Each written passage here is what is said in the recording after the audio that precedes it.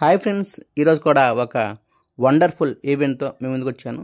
ఈరోజు బిల్శెట్టి వెంకటేశ్వర్లు అమ్మవారిశాల గుడి పక్క సందులో ఉన్న శ్రీరాముడి గుడిలో భోజన వసతి కల్పించడం జరిగింది.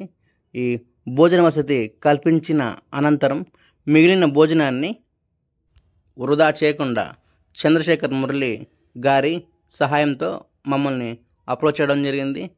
దివ్యాంగ రక్షక టీం వెంటనే ఆ గుడి దగ్గరికి వెళ్ళి ఉన్న భోజనాన్ని భద్రపరిచి పొదిల్లో ఉన్న ఒక ఏరియాలో ఈ భోజనం పంపిణీ చేయటం జరిగింది.